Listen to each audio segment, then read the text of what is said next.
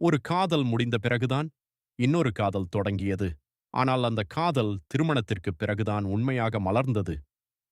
நடிகரும் இயக்குனருமான பாக்யராஜ் தனது முதல் மனைவி பிரவீணா மறைந்த பிறகு மிகுந்த மனவேதனையில் இருந்தார்.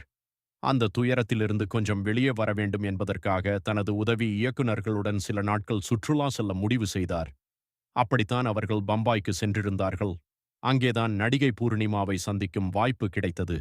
அப்போது நவராத்திரி விழாவிற்காக எங்கள் வீட்டுக்கு கண்டிப்பாக வரவேண்டும் என்று பூர்ணிமா பாக்யராஜை அழைத்தார்.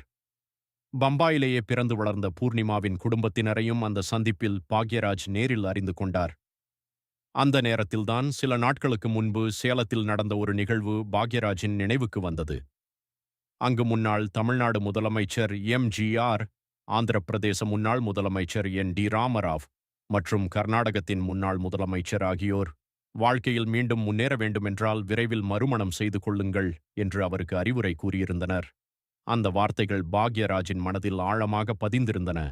அதன் பிறகு ஒரு படப்பிடிப்பிற்காக பூர்ணிமா பாரிசுக்கு சென்றார்.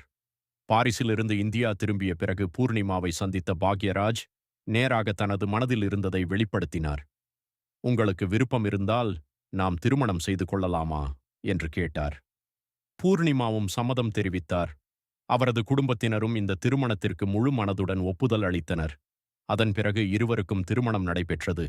ஆனால் இந்த கதையில் அனைவரையும் ஆச்சரியப்படுத்தும் ஒரு விஷயம் இருக்கிறது. ஒரு பேட்டியில் பாக்யராஜே, எங்களுடைய காதல் திருமணத்திற்கு முன் தொடங்கவில்லை, திருமணத்திற்கு பிறகுதான் உண்மையாக தொடங்கியது என்று கூறியுள்ளார். அதனால்தான் பாக்யராஜ் பூர்ணிமாவின் காதல் கதை தமிழ் சினிமாவின் மிகவும் அழகான நிஜ வாழ்க்கை காதல் கதைகளில் ஒன்றாக இன்றைக்கு வரை பேசப்பட்டு வருகிறது. இதுபோன்ற சினிமாவின் மறக்க முடியாத உண்மை கதைகளை தெரிந்து கொள்ள எங்கள் சேனலை ஃபாலோ பண்ண மறக்காதீங்க.